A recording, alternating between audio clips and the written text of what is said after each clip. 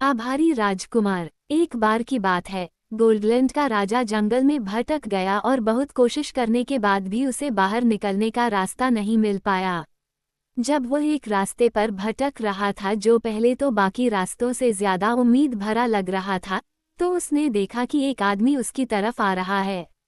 अजनबी ने पूछा, मित्र, तुम यहाँ क्या कर रहे हो? अंधेरा तेजी से बढ़ रहा है और जल्द ही जंगली जानवर भोजन की तलाश में अपने बिलों से बाहर आ जाएंगे। राजा ने उत्तर दिया, मैं खो गया हूँ और घर जाने की कोशिश कर रहा हूँ। अजनबी ने कहा, तो फिर मुझसे वादा करो कि जो भी चीज तुम्हारे घर से निकलेगी वह तुम मुझे दे दोगे और मैं तुम्हें रास्ता दिखा दूंगा। राजा ने सीधे उत्तर नहीं दिया, लेकिन थोड़ी देर बाद वह बोला, मैं अपना सबसे अच्छा खेल कुत्ता क्यों दे दूं? मैं भी इस आदमी की तरह जंगल से बाहर निकलने का रास्ता खोज सकता हूँ। इसलिए अजनबी ने उसे छोड़ दिया, लेकिन राजा ने पूरे 3 दिन तक एक के बाद एक रास्ते अपनाए, लेकिन उसे पहले से बेहतर सफलता नहीं मिली। वो लगभग निराश हो चुका था जब अजनबी अचानक प्रकट हुआ और उसका रास्ता रोक दिया। वादा करो कि जो भी तुम्हारे घर से बाहर आएगा वो मुझे सबसे पहले दोगे।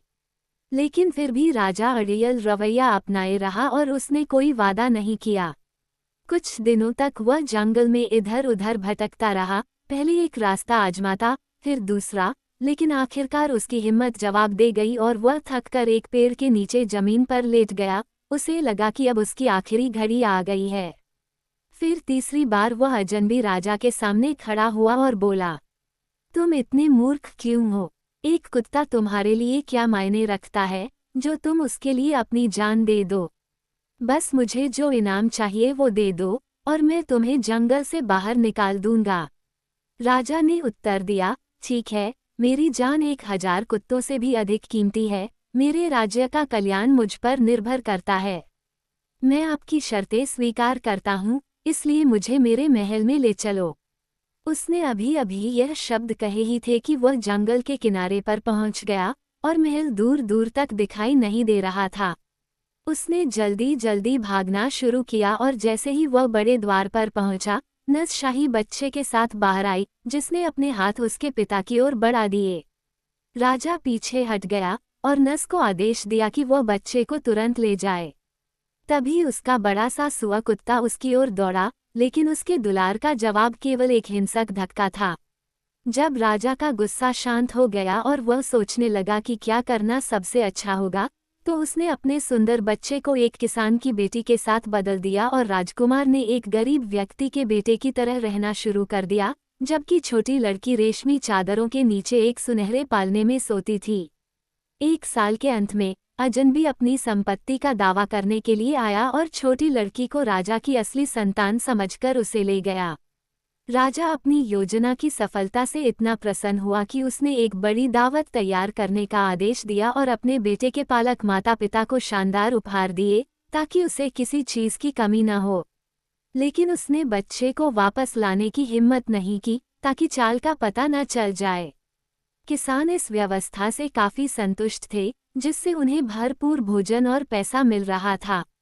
धीरे धीरे लड़का बड़ा और लंबा हो गया और अपने पालक माता पिता के घर में एक खुशहाल जीवन व्यतीत करने लगा। लेकिन उसके ऊपर एक छाया मंडरा रही थी जिसने वास्तव में उसके अधिकांश सुखों को विषाक्त कर दिया था, और वह थी उस बेचारी मासूम लड़की के बारे में सोचना जो उसके बदले में पीड़ित हुई थी, क्योंकि उसके पालक पिता ने उसे गुप्त रूप से बताया था कि वह राजा का बेटा है। और राजकुमार ने तय किया कि जब वह बड़ा हो जाएगा तो वह पूरी दुनिया की यात्रा करेगा, और जब तक वह उसे मुक्त नहीं कर देता तब तक आराम नहीं करेगा। एक युवती के जीवन की कीमत पर राजा बनना बहुत भारी कीमत थी। इसलिए एक दिन उसने एक खेत के नौकर की पोशाक पहनी, अपनी पीठ पर मटर की एक बोरी डाली और सीधे जंगल में चला गया जहां 18 साल पहले उसके पिता ने खुद को खो दिया था। कुछ दूर चलने के बाद वह जोर जोर से रोने लगा, ओह, मैं कितना बदकिस्मत हूँ। मैं कहाँ रह सकता हूँ? क्या मुझे जंगल से बाहर निकलने का रास्ता दिखाने वाला कोई नहीं है? तभी एक अजीब आदमी आया जिसकी लंबी भूरी दाढ़ी थी और कमरबंद से चमड़े का थैला लटका हुआ था। उसने राजकुमार को खुशी से सिर हिलाया और कहा, मैं इस जगह को अच्छी तरह जानता हूँ और तुम्हें यहाँ से बाहर निकाल सकता हूँ, अगर तुम मुझे अच्छा इनाम देने का वादा करो। राजकुमार ने उत्तर दिया, मैं जैसा भिखारी तुम्हें क्या वचन दे सकता हूँ। मेरे पास तुम्हें देने के लिए अपनी जान के अलावा कुछ भी नहीं है, यहाँ तक कि मेरी पीठ पर जो कोट है वह भी मेरे स्वामी का है, जिसकी सेवा मैं अपने रख रखाव और अपने कपड़ों के लिए करता हूँ। अजनबी ने मटर की बोरी को देखा और कहा, लेकिन आपके पास कुछ तो होना ही चाहिए, आप ये बोरी उठा रहे हैं, जो बहुत भारी लग रही है। यह मटर से भरा है, जवाब मिला। मेरी बूढ़ी चाची कल रात मर गईं, और पूरे देश में प्रथा के अनुसार वे पहरेदारों को देने के लिए मटर खरीदने के लिए पर्याप्त पैसे नहीं छोड़ पाईं। मैंने अपने मालिक से ये मटर उधार लिए थे और सोचा था कि जंगल के बीच से एक छोटा रास्ता अपना लूंगा, लेकिन जैसा कि आप देख रहे हैं, मैं खुद को खो चुका हूँ। तो फिर तुम अनाथ हो? अजनबी ने पूछा। तुम मेरी सेवा में क्यों नहीं आओगे? मुझे घर में एक तेजतर्रार आदमी चाहिए और तुम मुझे खुश कर सकते हो। क्यों नहीं, अगर हम सौदा कर सकें। दूसरे ने कहा, मैं किसान के रूप में पैदा हुआ हूँ और अजनबी रोटी हमेशा कड़वी होती है, इसलिए मैं जिसकी सेवा करता हूँ उसके लिए भी यही बात है। आप मुझे क्या वेतन देंगे? प्रतिदिन ताज़ा भोजन, सप्ताह में 2 बार मांस, मक्खन और सब्जियां, गर्मियों और सर्दियों के कपड़े और अपने उपयोग के लिए जमीन का एक टुकड़ा। मैं इससे संतुष्ट हो जाऊंगा, युवक ने कहा। किसी और को मेरी चाची को दफनाना होगा। मैं तुम्हारे साथ चलूंगा। अब ये सौदा बूढ़े आदमी को इतना पसंद आया कि वो लट्टू की तरह घूम गया और इतनी जोर से गाने लगा कि पूरा जंगल उसकी आवाज से गूंज उठा। फिर वह अपने साथी के साथ चल पड़ा और इतनी तेजी से बकबक करने लगा कि उसे कभी ध्यान ही नहीं आया कि उसका नया नौकर बोरी से मटर गिराता रहता है। रात को वे एक अंजीर के पेड़ के नीचे सो गए और जब सूरज उगाया तो वे अपने रास्ते पर चल पड़े। दोपहर के करीब वे एक बड़े पत्थर के पास पहुंचे और यहाँ बूढ़ा आदमी रुका, ध्यान से चारों ओर देखा, एक तेज सीटी बजाई और अपने बाएं पैर से जमीन पर 3 बार ठोकर मारी। अचानक पत्थर के नीचे एक गुप्त दरवाजा दिखाई दिया, जो एक गुफा के मुंह की तरह दिखता था। बूढ़े आदमी ने युवक का हाथ पकड़ लिया और कठोरता से कहा, मेरे पीछे आओ। घना अंधेरा उन्हें घेरे हुए था, फिर भी राजकुमार को ऐसा लग रहा था मानो उनका रास्ता और भी गहरे गड्ढों में जा रहा हो। बहुत देर बाद उसे लगा कि उसे रोशनी की एक किरण दिखाई दे रही है, लेकिन वह रोशनी न तो सूरज की थी और न ही चांद की। उसने उत्सुकता से उसे देखा, लेकिन पाया कि वह सिर्फ एक तरह का पीला बादल था, जो इस अजीबोगरीब पाताल में बसी रोशनी थी। धरती और पानी, पेड़ और पौधे, पक्षी और जानवर, हर कोई उनसे अलग था जिन्हें उसने पहले देखा था, लेकिन जिस चीज ने उसके दिल में सबसे ज्यादा खौफ पैदा किया, वह थी हर जगह छाई हुई निश्चल शांति।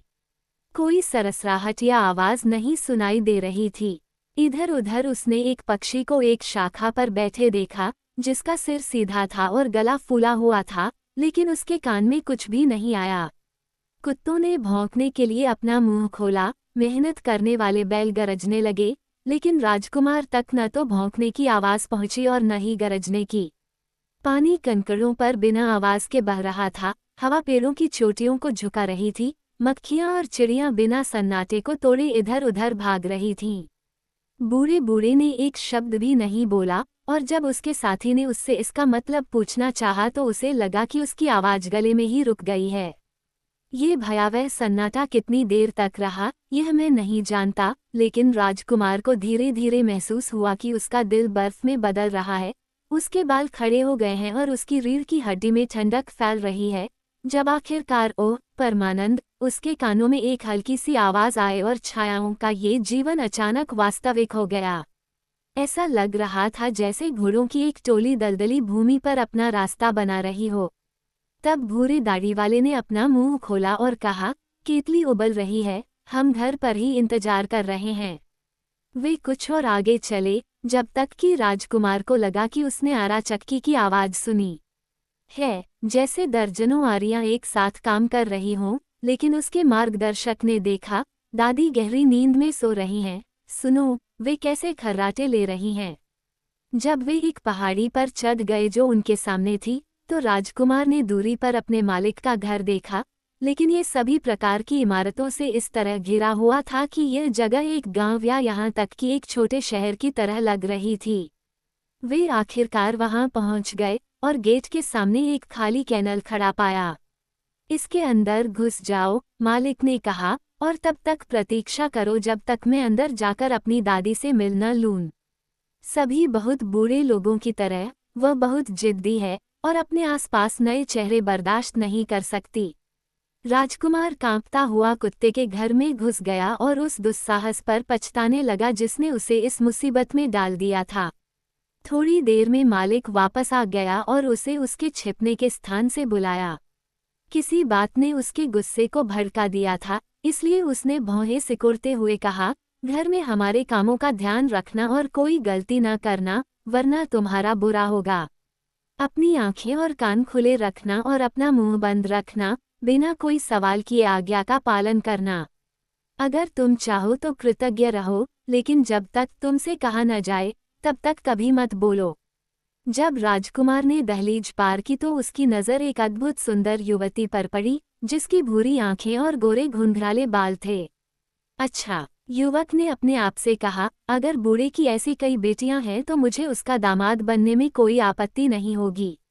ये वही है जिसकी मैं प्रशंसा करता हूँ। और उसने उसे मेज लगाते, खाना लाते और आग के पास बैठते देखा, मानो उसने कभी ध्यान ही न दिया हो कि कोई अजनबी आदमी मौजूद है। फिर उसने एक सुई और धागा निकाला और अपने मोजे सिलने शुरू कर दिए। मालिक अकेले मेज पर बैठा और उसने न तो अपने नए नौकर को और न ही नौकरानी को अपने साथ खाने के लिए आमंत्रित किया। न ही बूढ़ी दादी कहीं दिखाई दी। उसकी भूख बहुत ज्यादा थी। उसने जल्द ही सारे बर्तन साफ कर दिए और 1 दर्जन आदमियों को संतुष्ट करने के लिए पर्याप्त खा लिया। जब अंत में वो और नहीं खा सका तो उसने लड़की से कहा, अब तुम टुकड़े उठा सकती हो और लोहे के बर्तन में जो कुछ बचा है उसे अपने खाने के लिए ले सकती हो, लेकिन हड्डियां कुत्ते को दे दो। राजकुमार को बचे हुए खाने का विचार बिल्कुल पसंद नहीं आया, जिसे उसने लड़की की मदद से उठाया, लेकिन आखिरकार उसने पाया कि खाने के लिए बहुत कुछ था और खाना बहुत बढ़िया था। भोजन के दौरान उसने युवती की ओर कई बार देखा और उससे बात भी की, लेकिन उसने उसे कोई प्रोत्साहन नहीं दिया। जब भी उसने इस उद्देश्य के लिए अपना मुंह खोला तो उसने उसे सख्ती से देखा, मानो कह रही हो, चुप रहो, इसलिए वह केवल अपनी आंखों से ही अपनी बात कह सकता था। इसके अलावा मालिक अपने भारी भोजन के बाद ओवन के पास एक बेंच पर लेटा हुआ था और उसने सब कुछ सुन लिया होगा। उस रात भोजन के बाद बूढ़े व्यक्ति ने राजकुमार से कहा, 2 दिन तक तुम यात्रा की थकान से आराम कर सकते हो और घर का निरीक्षण कर सकते हो, लेकिन परसों तुम्हें मेरे साथ चलना होगा और मैं तुम्हें वह काम दिखाऊंगा जो तुम्हें करना है। नौकरानी तुम्हें बताएगी कि तुम्हें कहाँ सोना है। राजकुमार ने सोचा, अब उसे बोलने की अनुमति मिल गई है, लेकिन उसके स्वामी ने गरजते हुए चेहरे के साथ उसकी ओर देखा और कहा, अरे कुत्ते नौकर, अगर तूने घर के नियम नहीं माने तो जल्दी ही तेरा एक सिर छोटा हो जाएगा। चुप रह और मुझे चैन से रहने दे। लड़की ने उसे अपने पीछे आने का संकेत दिया और दरवाजा खोलकर उसे अंदर आने का इशारा किया। वह कुछ क्षण रुकना चाहता था, क्योंकि उसे लगा कि वह उदास लग रही है, लेकिन बूढ़े आदमी के गुस्से के डर से उसने ऐसा करने की हिम्मत नहीं की। यह असंभव है कि वह उसकी बेटी हो, उसने खुद से कहा, क्योंकि उसका दिल बहुत दयालु है। मुझे पूरा यकीन है कि वो वही लड़की होगी जिसे मेरे बजाय यहाँ लाया गया था, इसलिए मुझे इस पागल साहसिक कार्य में अपना सिर जोखिम में डालना ही होगा। वह बिस्तर पर लेट गया, लेकिन उसे नींद आने में बहुत समय लग गया और तब भी उसके सपनों ने उसे आराम नहीं दिया। उसे लग रहा था कि वह खतरों से घिरा हुआ है और यह केवल युवती की शक्ति थी जिसने उसे इन सब से बाहर निकलने में मदद की। जब वह उठा तो उसका पहला ख्याल लड़की के बारे में था, जिसे उसने कड़ी मेहनत करते पाया। उसने कुएं से पानी निकाला और उसे उसके लिए घर ले गया, लोहे के बर्तन के नीचे आग जलाई और वास्तव में वह सब कुछ किया जो उसके दिमाग में आया, जो उसके लिए किसी काम का हो सकता था। दोपहर में वह अपने नए घर के बारे में कुछ जानने के लिए बाहर गया और बूढ़ी दादी से न मिलने पर बहुत हैरान हुआ। अपनी सैर करते हुए वह खेत के आंगन में पहुंचा, जहां एक सुंदर सफेद घोड़े का एक खलिहान था। दूसरे में एक काली गाय थी जिसके 2 सफेद चेहरे वाले बछड़े थे, जबकि दूर से ही हंस, बत्तख और मुर्गियों की चहचहाहट उसे सुनाई दे रही थी। नाश्ता, रात का खाना और रात का खाना पहले की तरह ही स्वादिष्ट था, और राजकुमार अपने कमरे में पूरी तरह से संतुष्ट रहता अगर युवती की मौजूदगी में चुप रहना उसके लिए मुश्किल न होता। दूसरे दिन शाम को वह, जैसा कि उसे बताया गया था, अगली सुबह के लिए अपने आदेश प्राप्त करने के लिए चला गया। मैं कल तुम्हें एक बहुत आसान काम देने जा रहा हूँ। जब उसका नौकर अंदर आया तो बूढ़े आदमी ने कहा, ये दरांती लो और सफेद घोड़े को दिन भर के चारे के लिए जितनी घास की जरूरत होगी उतनी काट लो और उसके खलिहान को साफ करो। अगर मैं वापस आया और चरनी खाली पाई तो तुम बीमार हो जाओगे, इसलिए सावधान रहना। राजकुमार कमरे से बाहर चला गया, अपने दिल में खुशी मना रहा था और खुद से कह रहा था, ठीक है, मैं जल्द ही इससे निपट लूंगा। अगर मैंने अभी तक हल या दरांती नहीं संभाली है, तो कम से कम मैंने अक्सर देहात के लोगों को उन्हें चलाते हुए देखा है और जानता हूँ कि यह कितना आसान है। वो अभी दरवाजा खोलने ही वाला था कि युवती धीरे से उसके पास से गुजरी और उसके कान में फुसफुसाकर बोली, उसने तुम्हें क्या काम दिया है? कल के लिए, राजकुमार ने उत्तर दिया, ये वास्तव में कुछ भी नहीं है। बस घोड़े के लिए घास काटना है और उसके खलिहान को साफ करना है। ओह, बदकिस्मत प्राणी, लड़की ने आह भरी, तुम ये कैसे कर पाओगे? सफेद घोड़ा, जो हमारे मालिक की दादी है, हमेशा भूखा रहता है। इसे एक दिन के लिए भोजन में रखने के लिए हमेशा 20 आदमी घास काटते हैं और इसके खलिहान को साफ करने के लिए 20 आदमी और चाहिए। फिर तुम ये सब अकेले कैसे कर पाओगे? लेकिन मेरी बात सुनो और जो मैं तुम्हें बताऊं वही करो। ये तुम्हारा एकमात्र मौका है। जब तुम चरनी को जितना भर सको उतना भर दो, तो तुम्हें घास के मैदान में उगने वाली घास की एक मजबूत लट बुननी चाहिए और मजबूत लकड़ी की एक मोटी खूंटी काटनी चाहिए और सुनिश्चित करना चाहिए कि घोड़ा देख सके कि तुम क्या कर रहे हो। तब वो तुमसे पूछेगा कि यह किस लिए है और तुम कहोगे, इस लट से मैं तुम्हारा मुंह बांधना चाहता हूँ ताकि तुम और कुछ ना खा सको, और इस खूंटी से मैं तुम्हें एक जगह स्थिर रखूंगा ताकि तुम अपना अनाज और पानी सब जगह न बिखेर सको। इन शब्दों के बाद युवती उतनी ही शांति से चली गई जितनी वह आई थी। अगली सुबह वह काम पर लग गया।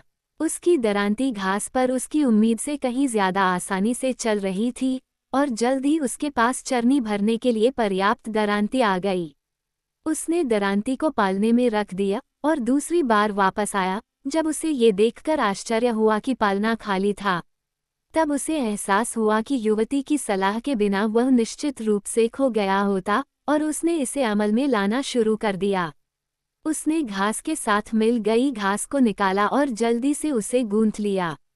बेटा, तुम क्या कर रहे हो? घोड़े ने आश्चर्य से पूछा।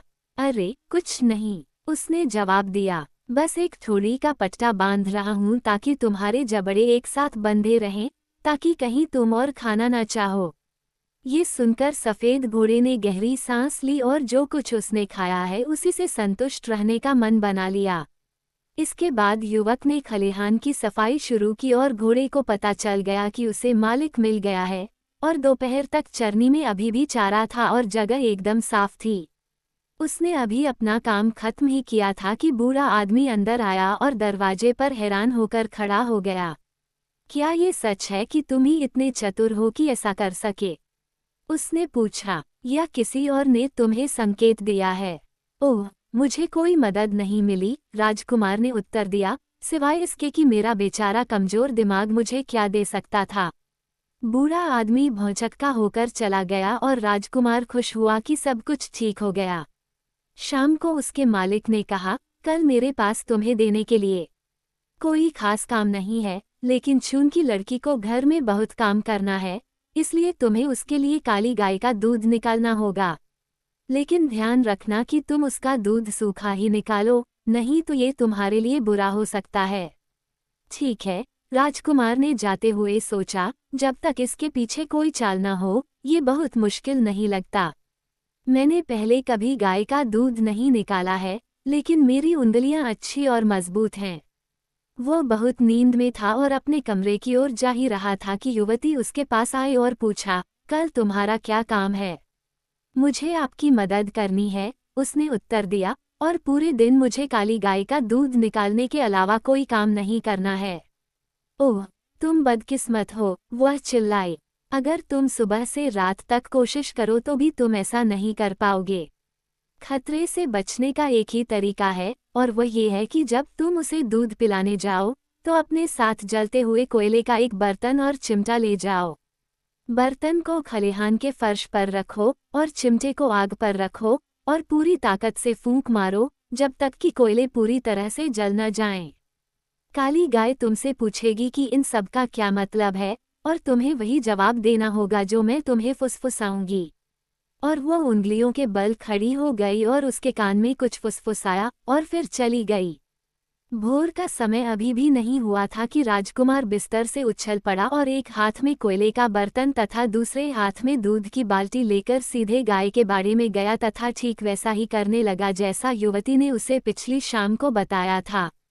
काली गाय कुछ देर तक उसे आश्चर्य से देखती रही, फिर बोली, बेटा, तुम क्या कर रहे हो?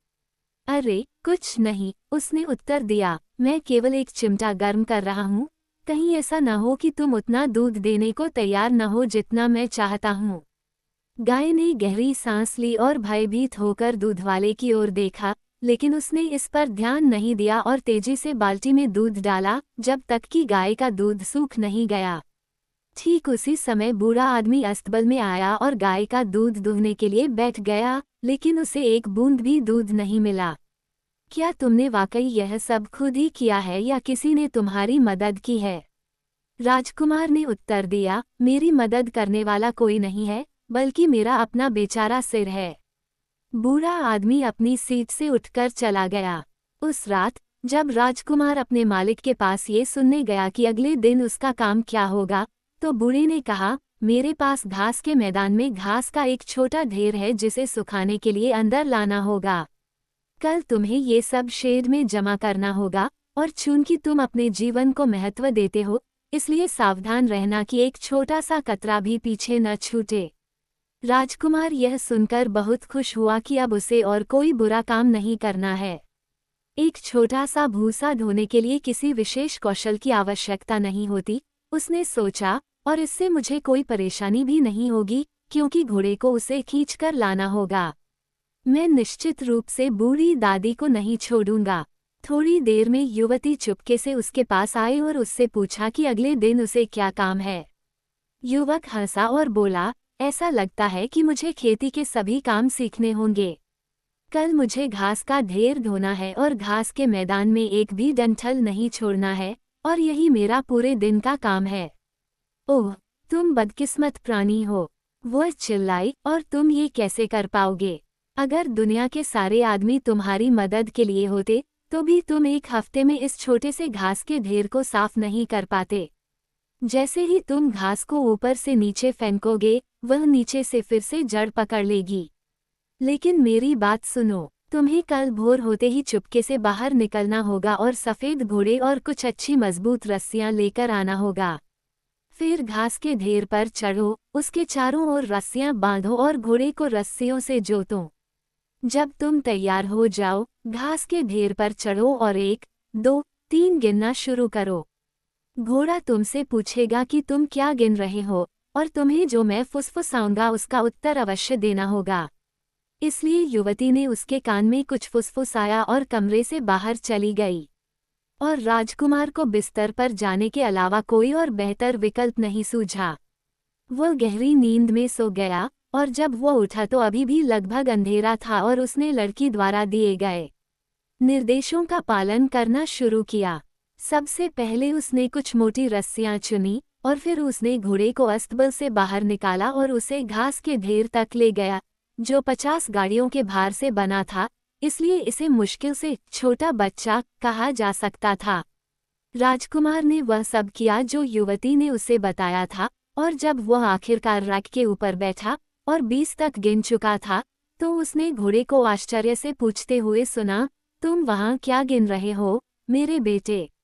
अरे, कुछ नहीं, उसने कहा, मैं तो जंगल में भेड़ियों के झुंडों की गिनती करके अपना मनोरंजन कर रहा था, लेकिन वहाँ वास्तव में भेड़ियों की संख्या इतनी अधिक है कि मुझे नहीं लगता कि मुझे कभी ऐसा करना चाहिए। भेड़िया शब्द उसके मुंह से निकला ही था कि सफेद घोड़ा हवा की तरह तेजी से भागा और पलक झपकते ही घास के ढेर को घसीटता हुआ शेड तक पहुंच गया। मालिक आश्चर्य से चुप रह गया जब वह नाश्ते के बाद घर आया और उसने देखा कि उसके आदमी का दिन भर का काम पूरी तरह से हो चुका है। क्या तुम सचमुच इतने चतुर थे? उसने पूछा, या किसी ने तुम्हें अच्छी सलाह दी थी? ओह, मुझे तो केवल अपने आप से ही सलाह लेनी है, राजकुमार ने कहा और बूढ़ा व्यक्ति अपना सिर हिलाते हुए चला गया। देर शाम राजकुमार अपने मालिक के पास ये जानने गया कि अगले दिन उसे क्या करना है। बूढ़े आदमी ने कहा, कल तुम्हें सफेद सिर वाले बछड़े को घास के मैदान में ले जाना होगा, और चूंकि तुम अपने जीवन को महत्व देते हो, इसलिए ध्यान रखना कि वह तुमसे भाग न जाए। राजकुमार ने कोई उत्तर नहीं दिया, लेकिन सोचा, खैर, 19 वर्ष की आयु वाले अधिकांश किसानों के पास देखभाल के लिए पूरा झुंड होता है, इसलिए निश्चित रूप से मैं एक का प्रबंध कर सकता हूँ। और वह अपने कमरे की ओर चला गया, जहाँ युवती उससे मिली। कल मुझे एक बेवकूफ़ का काम करना है, उसने कहा, कुछ नहीं, बस सफ़ेद सिर वाले बछड़े को घास के मैदान में ले जाना है। ओह, तुम बदकिस्मत हो, उसने आह भरी। क्या तुम जानते हो कि यह बछड़ा इतना तेज है कि एक ही दिन में ये दुनिया के 3 चक्कर लगा सकता है? मेरी बात पर ध्यान दो। इस रेशमी धागे का एक सिरा बछड़े के बाएं अगले पैर में बांध लो और दूसरा सिरा अपने बाएं पैर के छोटे अंगूठे में, ताकि बछड़ा कभी भी तुम्हारे बगल से न हट पाए, चाहे तुम चलो, खड़े रहो या लेट जाओ। इसके बाद राजकुमार बिस्तर पर चला गया और गहरी नींद सो गया। अगली सुबह उसने ठीक वैसा ही किया जैसा युवती ने उसे बताया था, और बछड़े को रेशमी धागे से बांधकर घास के मैदान में ले गया, जहां वह एक वफादार कुत्ते की तरह उसके साथ चिपक गया। सूर्यास्त तक वह फिर से अपने बाड़े में आ गया, और तभी मालिक आया और भौहें सिकोड़ते हुए बोला, क्या तुम सचमुच खुद इतने चतुर थे, या किसी ने तुम्हें बताया था कि क्या करना है? ओह, मेरे पास तो सिर्फ मेरा अपना बेचारा सिर है, राजकुमार ने उत्तर दिया, और बूढ़ा आदमी गुर्राता हुआ चला गया, मुझे इसकी एक भी बात पर विश्वास नहीं है। मुझे यकीन है कि तुम्हें कोई चतुर दोस्त मिल गया है। शाम को उसने राजकुमार को बुलाया और कहा, कल मुझे तुम्हारे लिए कोई काम नहीं है, लेकिन जब मैं जागूंगा तो तुम मेरे बिस्तर के सामने आओगे और मुझे नमस्कार में अपना हाथ दोगे। युवक को इस विचित्र घटना पर आश्चर्य हुआ और वह हंसता हुआ युवती की खोज में निकल पड़ा। आह, यह कोई हंसी की बात नहीं है, उसने आह भरते हुए कहा। वो तुम्हें खाना चाहता है, और मैं तुम्हारी मदद केवल एक ही तरीके से कर सकती हूँ। तुम्हें एक लोहे के फावड़े को लाल गर्म करना होगा और उसे अपने हाथ की जगह उसके सामने रखना होगा। इसलिए अगली सुबह वह बहुत जल्दी उठा और बूढ़े के जागने से पहले ही फावड़ा गर्म कर लिया। आखिरकार उसने बूढ़े को पुकारते हुए सुना, अरे आलसी, कहाँ हो? आओ और मुझे गुड मॉर्निंग कहो। लेकिन जब राजकुमार लाल गर्म फावड़ा लेकर आया तो उसके मालिक ने केवल इतना कहा, आज मैं बहुत बीमार हूँ और इतना कमज़ोर हूँ कि तुम्हारा हाथ भी नहीं छू सकता। तुम आज शाम को वापस आ जाना, जब मैं ठीक हो जाऊंगा। राजकुमार पूरे दिन इधर उधर घूमता रहा और शाम को बूढ़े के कमरे में वापस चला गया। उसका बहुत ही दोस्ताना तरीके से स्वागत किया गया और उसे आश्चर्य हुआ जब उसके मालिक ने कहा, मैं तुमसे बहुत संतुष्ट हूँ। सुबह सुबह मेरे पास आओ और युवती को भी अपने साथ ले आओ। मैं जानता हूँ कि तुम दोनों लंबे समय से एक दूसरे से प्यार करते हो, और मैं तुम्हें पति पत्नी बनाना चाहता हूँ। युवक खुशी से उछल पड़ा, लेकिन घर के नियमों को याद करके वह शांत रहा। जब उसने युवती को बताया तो उसे आश्चर्य हुआ कि वह चादर की तरह सफ़ेद हो गई थी और बिल्कुल गूंगी थी। बूढ़े आदमी को पता चल गया है कि तुम्हारा सलाहकार कौन था, उसने जब बोलना शुरू किया तो कहा, और वह हम दोनों को खत्म करना चाहता है। हमें किसी तरह भागना होगा, नहीं तो हम खो जाएंगे। एक कुल्हाड़ी लो और एक ही वार में बछड़े का सिर काट दो। दूसरे वार में उसके सिर को 2 टुकड़ों में काट दो और उसके मस्तिष्क में तुम्हें एक चमकदार लाल गेंद दिखाई देगी। उसे मेरे पास लाओ। इस बीच मैं यहाँ जो जरूरी है वो करूँगा। राजकुमार ने मन ही मन सोचा, बछड़े को मार देना ही बेहतर है, बजाय इसके कि हम खुद मारे जाएं। अगर हम एक बार बचकर निकल जाएं, तो हम वापस घर लौट जाएंगे। मैंने जो मटर बिखेरी थी वे अंकुरित हो गई होंगी, इसलिए हम रास्ता नहीं भूलेंगे। फिर वह खलिहान में गया और कुल्हाड़ी के एक वार से बछड़े को मार डाला और दूसरे वार से उसका मस्तिष्क चीर दिया। एक पल में ही वह जगह रोशनी से भर गई, क्योंकि बछड़े के मस्तिष्क से लाल गेंद गिर गई। राजकुमार ने उसे उठाया और एक मोटे कपड़े से लपेटकर अपनी छाती में छिपा लिया। शुक्र है कि गाय इस दौरान सोती रही, नहीं तो वह अपने रोने से मालिक को जगा देती। उसने चारों ओर देखा और देखा कि दरवाजे पर युवती खड़ी है और उसके हाथों में एक छोटी सी गठरी है। गेंद कहाँ है? उसने पूछा। यहाँ, उसने उत्तर दिया। हमें भागने में कोई समय नहीं गंवाना चाहिए, वह आगे बोली और चमकती गेंद का एक छोटा सा टुकड़ा खोलकर उन्हें रास्ता दिखाने के लिए रोशनी दी। जैसा कि राजकुमार ने उम्मीद की थी, मटर की जड़ें जम गई थीं और वे एक छोटी सी बाढ़ के रूप में उगाए थे, इसलिए उन्हें यकीन था कि वे अपना रास्ता नहीं खोएंगे। भागते समय लड़की ने उसे बताया कि उसने बूढ़े आदमी और उसकी दादी के बीच बातचीत सुनी थी, जिसमें कहा गया था कि वह एक राजा की बेटी थी, जिसे बूढ़े ने उसके माता पिता से चालाकी से हासिल किया था। राजकुमार, जो इस मामले के बारे में सब जानता था, चुप था, हालांकि वह अपने दिल से खुश था कि उसे मुक्त करने का सौभाग्य उसके हिस्से में आया था। इसलिए वे तब तक चलते रहे जब तक कि दिन नहीं उगाया। बूढ़ा आदमी उस सुबह बहुत देर तक सोया और जब तक वह ठीक से जाग नहीं गया, उसने अपनी आंखें मलीं। फिर उसे याद आया कि बहुत जल्द ही वह जोड़ा उसके सामने पेश होने वाला था। बहुत देर तक इंतजार करने के बाद उसने मुस्कुराते हुए खुद से कहा, ठीक है, उन्हें शादी करने की कोई जल्दी नहीं है, और फिर से इंतजार करने लगा। अंततः वह थोड़ा बेचैन हो गया और जोर से चिल्लाया, हे पुरुष और महिला, तुम्हें क्या हो गया है? कई बार ऐसा करने के बाद वह काफी डर गया, लेकिन उसने बहुत पुकारा, न तो कोई आदमी और न ही नौकरानी दिखाई दी। अंत में वह गुस्से में बिस्तर से कूद पड़ा और अपराधियों की तलाश में निकल पड़ा, लेकिन उसे केवल एक खाली घर मिला और ऐसे बिस्तर जिन पर कभी सोया ही नहीं गया था। फिर वह सीधे अस्तबल में गया, जहां मृत बछड़े को देखकर उसे सब कुछ पता चल गया। उसने जोर से कसम खाते हुए तीसरे अस्तबल का दरवाजा जल्दी से खोला और अपने भूत प्रेत सेवकों को पुकारा कि वे जाकर भगोड़ों का पीछा करें। उसने कहा, उन्हें मेरे पास लाओ, चाहे तुम उन्हें कैसे भी पाओ, क्योंकि मुझे उन्हें लेना ही है। बूढ़े आदमी ने ऐसा कहा और सेवक हवा की तरह भाग गए। भागे हुए लोग एक विशाल मैदान को पार कर रहे थे, तभी युवती रुक गई। कुछ हुआ है, उसने कहा। गेंद मेरे हाथ में घूम रही है और मुझे यकीन है कि हमारा पीछा किया जा रहा है। और उनके पीछे उन्होंने एक काले बादल को हवा के सामने उड़ते देखा। फिर युवती ने गेंद को अपने हाथ में 3 बार घुमाया और चिल्लाए, मेरी बात सुनो, मेरी गेंद, मेरी गेंद, जल्दी करो और मुझे एक नाले में बदल दो और मेरे प्रेमी को एक छोटी मछली में। और एक पल में वहां एक नाला दिखाई दिया जिसमें एक मछली तैर रही थी। भूत तुरंत वहां पहुंच गए, लेकिन किसी को न देखकर थोड़ी देर प्रतीक्षा की, फिर नाले और मछली को बिना किसी परेशानी के छोड़कर घर की ओर भाग गए। जब वे पूरी तरह से नजरों से ओझल हो गए, तो नाला और मछली अपने सामान्य आकार में लौट आए और अपनी यात्रा पर आगे बढ़ गए। जब थके हुए और खाली हाथ भूत वापस लौटे तो उनके स्वामी ने उनसे पूछा कि उन्होंने क्या देखा था और क्या उनके साथ कोई अजीब घटना घटी थी।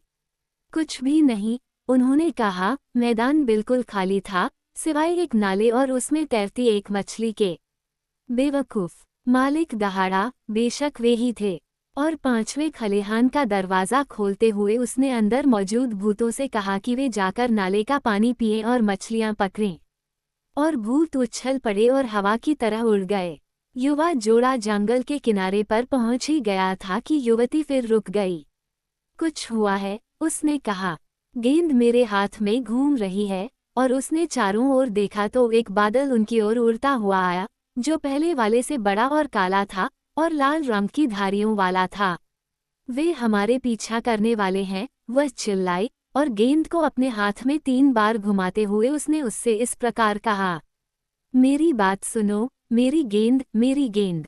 जल्दी करो और हम दोनों को बदल दो। मुझे जंगली गुलाब की झाड़ी में बदल दो और उसे मेरे तने पर गुलाब में बदल दो। और पलक झपकते ही यह हो गया, और वह भी ठीक समय पर, क्योंकि भूत प्रेत पास ही थे और उत्सुकता से नदी और मछली की तलाश में इधर उधर देखने लगे। लेकिन न तो नदी दिखी और न ही मछली, सिर्फ एक गुलाब की झाड़ी दिखी। इसलिए वे दुखी होकर घर चले गए, और जब वे नजरों से ओझल हो गए तो गुलाब की झाड़ी और गुलाब अपने असली आकार में आ गए और थोड़े आराम के लिए और भी तेजी से चलने लगे। अच्छा, क्या तुमने उन्हें ढूंढ लिया? बूढ़े आदमी ने पूछा जब उसके भूत वापस आ गए। नहीं, भूतों के नेता ने उत्तर दिया, हमें रेगिस्तान में न तो कोई झरना मिला और न ही कोई मछली। और क्या तुम्हें और कुछ नहीं मिला? ओह, ये तो जंगल के किनारे लगा एक गुलाब का पेड़ है जिस पर एक गुलाब लटका हुआ है। बेवकूफ, वह चिल्लाया। क्यों, वे ही थे। और उसने 7वें स्टॉल का दरवाजा खोला जहां उसके सबसे शक्तिशाली भूत बंद थे। उन्हें मेरे पास लाओ, चाहे तुम उन्हें कैसे भी पाओ, जिंदा या मुर्दा। वह गरजा, क्योंकि मैं उन्हें लेकर जाऊंगा। गुलाब के पेड़ और उसकी जड़ों को भी उखाड़ फेंको और कुछ भी पीछे मत छोड़ना, चाहे वह कितना भी अजीब क्यों न हो। भगोड़े जंगल की छाया में आराम कर रहे थे और खाने पीने से खुद को तरोताजा कर रहे थे। अचानक युवती ने ऊपर देखा। कुछ हुआ है, उसने कहा। गेंद लगभग मेरी छाती से बाहर निकल गई है। कोई निश्चित रूप से हमारा पीछा कर रहा है और खतरा निकट है, लेकिन पेड़ हमारे दुश्मनों को हमसे छिपाते हैं। बोलते हुए उसने गेंद हाथ में ली और कहा, मेरी बात सुनो, मेरी गेंद, मेरी गेंद। जल्दी करो और मुझे हवा में बदल दो और मेरे प्रेमी को मच्छर में बदल दो। एक पल में लड़की हवा में विलीन हो गई, जबकि राजकुमार मच्छर की तरह इधर उधर भागता रहा। अगले ही पल भूतों की भीड़ दौड़ी और किसी अजीब चीज की तलाश में इधर उधर देखने लगी, क्योंकि न तो कोई गुलाब की झाड़ी दिख रही थी और न ही कुछ और। लेकिन वे खाली हाथ घर जाने के लिए मुश्किल से ही पीठ फेरे थे कि राजकुमार और युवती फिर से धरती पर आ खड़े हुए। हमें पूरी जल्दी करनी होगी, उसने कहा, इससे पहले कि बूढ़ा आदमी खुद हमें खोजने आए, क्योंकि वह किसी भी भेष में हमें पहचान लेगा। वे जंगल के ऐसे अंधेरे हिस्से में पहुंच गए जहां अगर गेंद की रोशनी न होती तो वे आगे नहीं बढ़ पाते। थके हुए और सांस फूलने के कारण वे आखिरकार एक बड़े पत्थर के पास पहुंचे और यहाँ गेंद बेचैनी से हिलने लगी। ये देखकर युवती ने कहा, मेरी बात सुनो, मेरी गेंद, मेरी गेंद। पत्थर को जल्दी से एक तरफ लुढ़काओ ताकि हमें दरवाज़ा मिल जाए। और एक क्षण में पत्थर लुढ़क गया और वे पुनः संसार के द्वार से गुजर गए। अब हम सुरक्षित हैं, वह चिल्लाई। अब बूढ़े जादूगर का हम पर कोई प्रभाव नहीं है और हम उसके जादू से खुद को बचा सकते हैं। लेकिन मेरे दोस्त, हमें अलग होना होगा। तुम अपने माता पिता के पास लौट जाओगी और मुझे अपने माता पिता की तलाश में जाना होगा। नहीं, नहीं, राजकुमार ने कहा, मैं तुमसे कभी अलग नहीं होऊंगा। तुम्हें मेरे साथ आना होगा और मेरी पत्नी बनना होगा। हमने साथ में कई मुसीबतें झेली हैं और अब हम अपनी खुशियां बांटेंगे। युवती ने कुछ देर तक उसके शब्दों का विरोध किया, लेकिन आखिरकार वह उसके साथ चली गई। जंगल में उन्हें एक लकड़हारा मिला जिसने उन्हें बताया कि महल में, साथ ही पूरे देश में, राजकुमार के खोने पर बहुत दुख हुआ था और कई साल बीत गए थे जिसके दौरान उन्हें उसका कोई सुराग नहीं मिला था। इसलिए जादुई गेंद की मदद से युवती ने उसे वही कपड़े पहनाए जो उसने गायब होने के समय पहने थे, ताकि उसके पिता उसे जल्दी से पहचान सकें। वो खुद एक किसान की झोपड़ी में पीछे रह गई ताकि पिता और पुत्र अकेले मिल सकें। लेकिन पिता अब वहां नहीं था, क्योंकि अपने बेटे के खोने से उसकी मृत्यु हो गई थी और अपनी मृत्युशैया पर उसने अपने लोगों के सामने कबूल किया कि कैसे उसने ये योजना बनाई थी कि बूढ़ा जादूगर राजकुमार के बजाय एक किसान के बच्चे को ले जाए, और इसलिए उसे यह सजा मिली। राजकुमार ने जब ये समाचार सुना तो वह फूट फूट कर रोया, क्योंकि वह अपने पिता से बहुत प्यार करता था और 3 दिन तक उसने कुछ भी नहीं खाया पिया। लेकिन चौथे दिन वह अपने लोगों के सामने उनके नए राजा के रूप में खड़ा हुआ और अपने सलाहकारों को बुलाकर उसने उन सभी अजीबोगरीब घटनाओं के बारे में बताया जो उसके साथ हुई थी और कैसे युवती ने उसे इन सब से सुरक्षित बचाया था। और पार्षदों ने एक स्वर से कहा, उसे अपनी पत्नी और हमारी स्वामिनी बनाओ। और यही कहानी का अंत है।